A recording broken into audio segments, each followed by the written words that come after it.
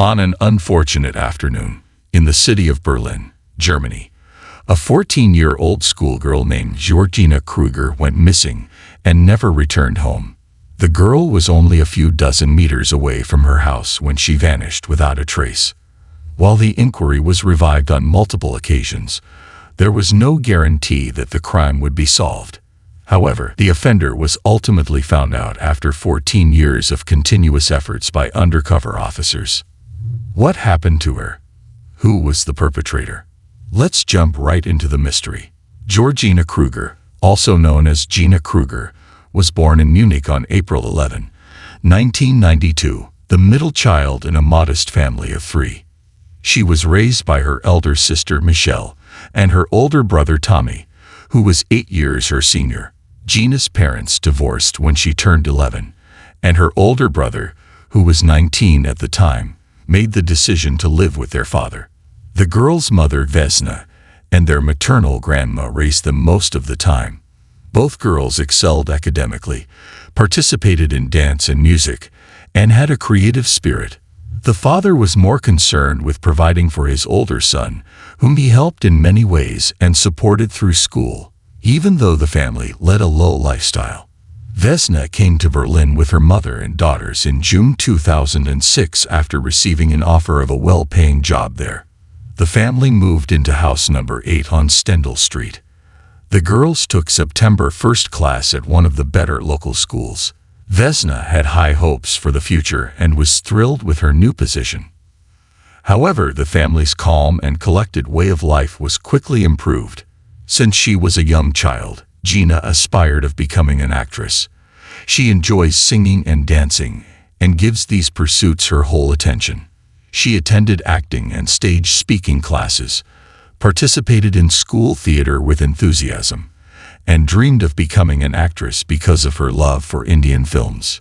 Teachers working with Gina observed that she undoubtedly had the requisite skills and anticipated that she would become well-known and successful in the future. The girl was also rather tall for her age, with a thin, feminine shape and bright skin. In Berlin, she actively participated in a number of castings throughout the summer vacation in an attempt to make her way into the big screen or television. On Friday, September 22, 2006, fortune was on her side. Her application was accepted for a guest spot on the television series Turkish for Novices. On Monday, September 25, Gina was scheduled to get a callback to confirm her casting, go over specifics, and extend an invitation to sign a contract. The young beauty caught the eye of all the lads in her class and created quite a commotion on the first day of school at her new school. Though, she found it difficult to get along with the girls as they openly envied her and viewed her as a rival. Her peers were hesitant to include her in their group. Everyone spoke with her hesitantly. Even though Gina avoided confrontations and made an effort to engage with every student in the class, she was a very attractive teenage girl who could dance and sing well. She even got a call from a modeling agency asking her to try her hand at being a picture model. Gina consented, but regrettably, she was unable to attend the scheduled photo shoot in early October. On one unlucky day, a few kilometers from home, the schoolgirl vanished without a trace. With no doubts in her mind, the schoolgirl was waiting for confirmation of her role in the TV series. Gina's only thought for the whole weekend was the impending call from the studio, which would determine her destiny. She could already picture herself on the set, practicing her lines. She was thrilled and motivated. She left for school as usual in the morning on Monday, September 25. Since the call was anticipated in the late afternoon, Gina urged her grandma to take any calls, vowing not to loiter anywhere, since she was scheduled to arrive home by 2 o'clock in the afternoon. Gina's day seemed to go on forever, and her classmates saw that she was anxious, continually checking the time, and unable to concentrate on her lessons, considering that she had kept her involvement in the casting a secret from everyone. Everyone had a different interpretation of her nervous state. Gina packed up her things after school and went to the closest bus station, where she boarded bus number 27 to go home. She took 3 stops before getting off at Rue Retten, which was close to her home. But she never made it home, disappearing from view midway between her flat and the station. Gina Kruger vanished from sight.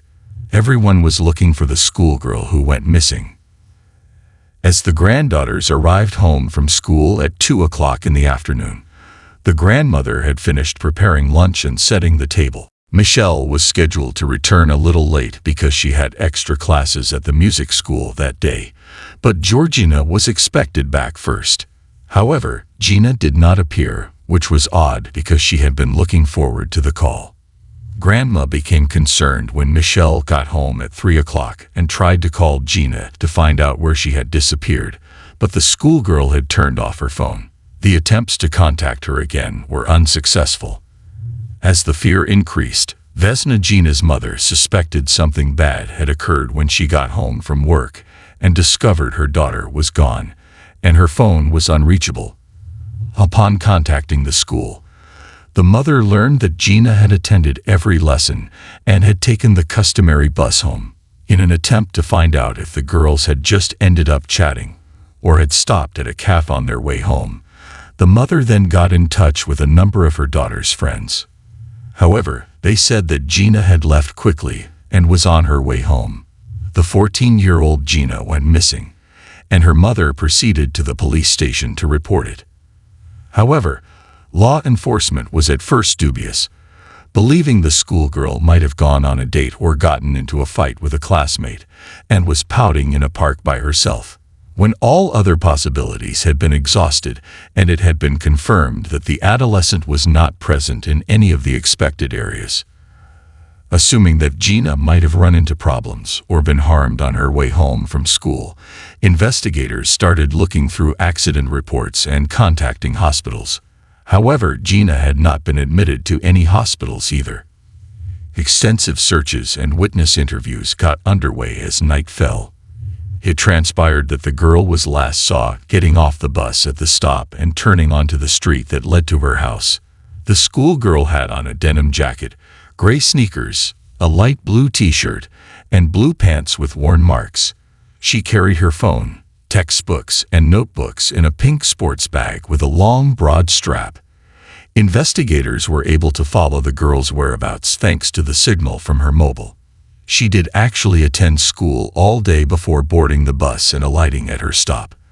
But about halfway to her residence, the signal vanished abruptly and didn't come back.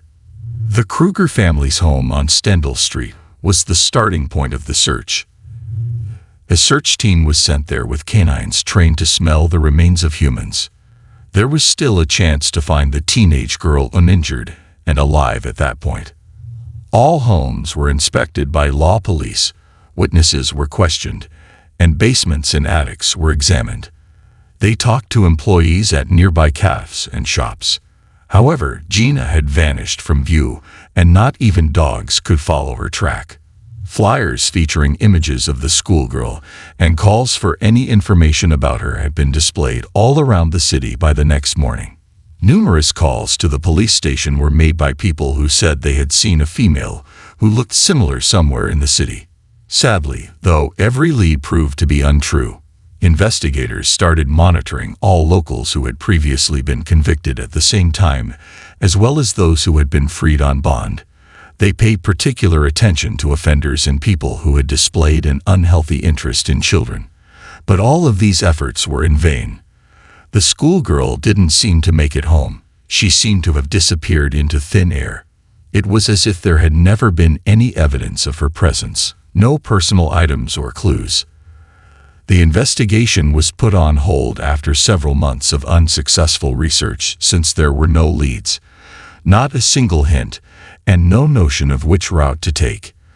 But around a year after Georgina vanished, the police station received an anonymous caller stating that the girl's body was lying at the bottom of a local lake. Despite not being able to identify the hue, authorities opted to look into it after holding onto this piece of information. Expert divers searched the lakebed for several weeks with state-of-the-art equipment. Although the lead proved to be false and they were unable to locate Gina, it is undeniable that they searched nearly every square inch of the area.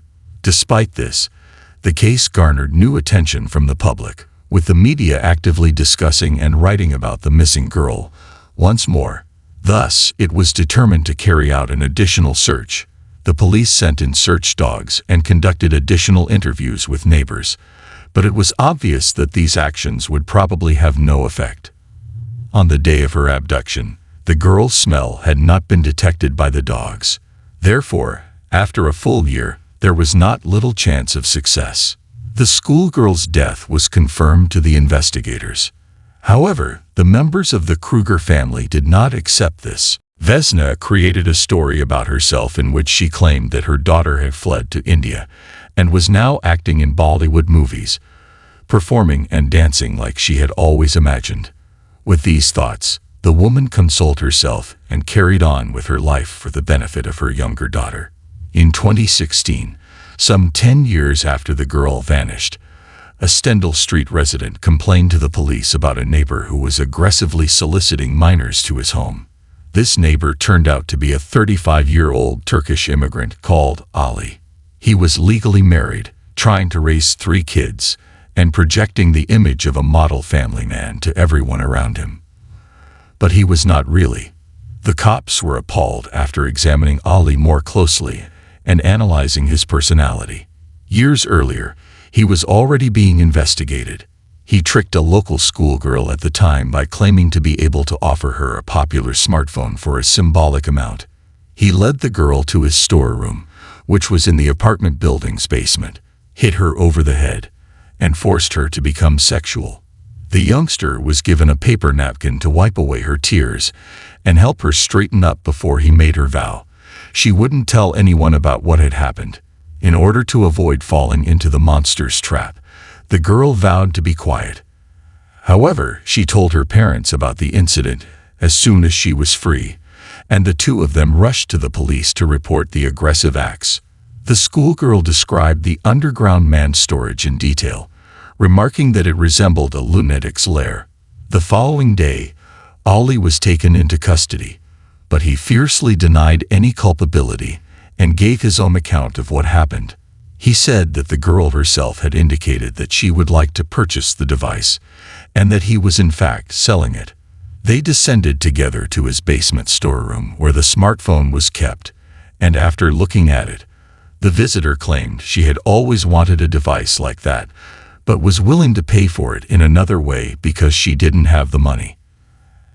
After that, the girl allegedly started kissing him and undressing, and in an attempt to talk sense into her mind, he shoved her away violently, causing her to fall and strike her head. This clarified the bruises and damage to her body. However, because the man had used a contraceptive that he later threw away, the reality of their intimate proximity could not be established. Melek, who was Ali's wife, not only openly backed her husband but also started accusing the girl of being promiscuous and trying to woo him. In the end, the man's punishment for causing moderate bodily harm was just a suspended term.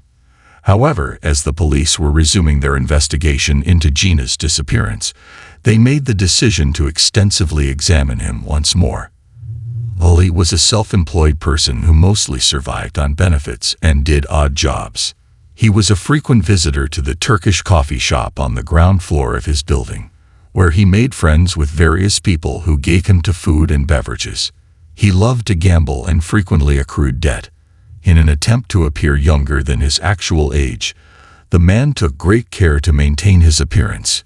He dressed well, sometimes even buying his clothes using children's benefits. However, this man's attraction to women was his most peculiar quality. He made a consistent effort to approach kids, asking them inappropriate questions and offering odd and illicit services like assistance in purchasing smoke or alcohol. Although Ali most closely resembled Georgina's kidnapper, the police had no evidence against him in this case. However, the appearance of a new suspect led to the reopening of the Gina Kruger case and the start of a fresh inquiry. After being hauled to the station and interrogated, Ali understandably denied having anything to do with the 10-year-old case. Upon inspecting his storage closet in the basement, no evidence of the missing schoolgirl was discovered. The fact that this location appeared to be more of a gathering spot than a storage area was noticed by the detectives. It found out that his basement had been examined, and he and other neighbors had been questioned 10 years prior.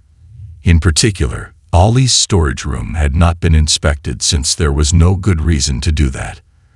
Furthermore, the resident said that the door was constantly locked, allowing only the owner to access it.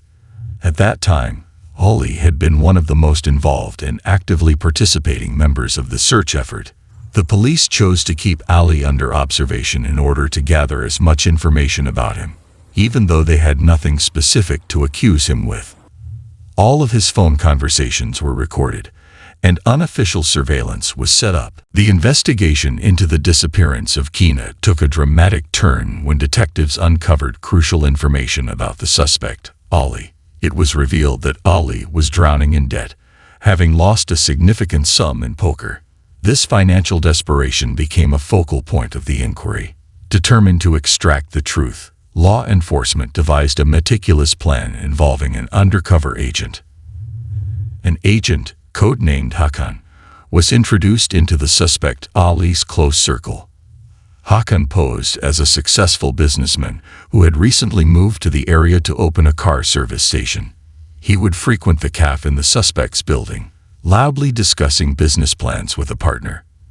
As they left, the partner would mention needing to find a manager soon, noting it was a well-paying position and important to choose wisely. After the partner left, Hakan stayed and finished his coffee. One day, Ali approached him and sat at his table. He immediately offered himself for the manager position. A conversation ensued, quickly turning into a casual chat. The businessman Hakan noted that the Ali might be a good fit and mentioned the salary. Ali's eyes lit up at the figure, and he began dreaming of paying off his debts and buying his dream car. They exchanged phone numbers and began communicating regularly. Their relationship grew into a friendship. Even Hakan started taking Ali on business trips to get closer and gain his trust. However, this friendship had the opposite effect. Ali strived to appear as the best version of himself to his prospective employer and kept silent about any wrongdoing. Months later, realizing the case wasn't progressing, the investigation decided to introduce another agent, a woman who would play Hakan's girlfriend.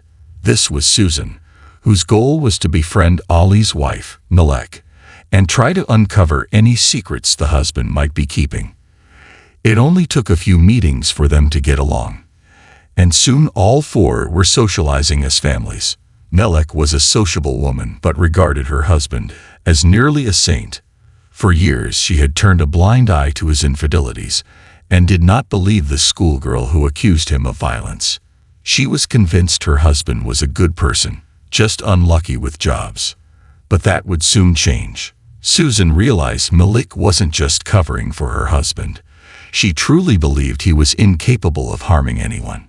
The agents even decided to use a trick, spreading a rumor that there was progress in the Kruger case and an unnamed source had indicated where to find her body. Hakan left a newspaper with this article in his car, which Ali had begun borrowing occasionally. Several cameras and recording devices were also installed in this car. When Ali and his wife got into the car, she noticed the newspaper was left behind. She skimmed the article, surprised the case was still being investigated, then indifferently put the paper aside. It became clear Melek knew nothing about this. Otherwise, she would have inadvertently revealed herself. 6 months later, the investigation concluded that their plan had failed. The Ali's family had become friends with the agents, even trusting them to look after their children, but no confessions were forthcoming. Ali strived to appear honest, and his wife was simply unaware of his crime. The investigation then took a desperate last step by introducing another agent who would play a villainous role. His name was Kor, Hakan's cousin with a criminal record. He ran some underground business, and it was hoped that Ali meeting him would open up and confess his sins. The men quickly bonded over their shared interests. Kor treated his new friend to drinks and took him to various clubs.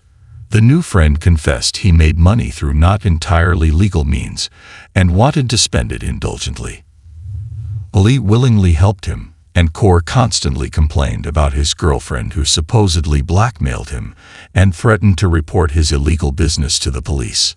One day, while having drinks with Ali, Kaur declared he intended to get rid of his troublesome girlfriend and was willing to pay $100,000 to anyone who would do the dirty work. Ali perked up at this and offered to take on the task himself. In November 2017, sitting in Kaur's car, they both discussed the plan to eliminate his nuisance girlfriend. At one point, Kaur doubted whether Ali could take a life. In response, Ali revealed something he claimed no one else knew. He confessed that more than 11 years ago, he had taken a life with his bare hands. Ali described encountering a young girl who moved onto his street and captivated him. He memorized her schedule and would wait outside his house to greet her. Despite her young age, he described her as attractive and burned with desire for her. One day, he lured the girl into a secluded area, claiming he had found a lost kitten. There, his dark desires overwhelmed him. He described the horrifying details in a chilling confession. He choked the girl, his voice shaking as he recounted the struggle. Her body remained hidden for days before he disposed it of, leaving no trace. This confession, captured on camera, led to Ali's arrest. However, the girl's remains were never found, lost forever in the landfill. The trial dragged on for years. Ali denied everything, claiming he made it up to gain Kaur's trust. Though, in the end, the jury believed Ali's detailed confession. He was found guilty and sentenced to life in prison without parole. His wife, Malek, remained in denial, convinced he was innocent. But for the young girl, justice was finally served, even if it took far too long.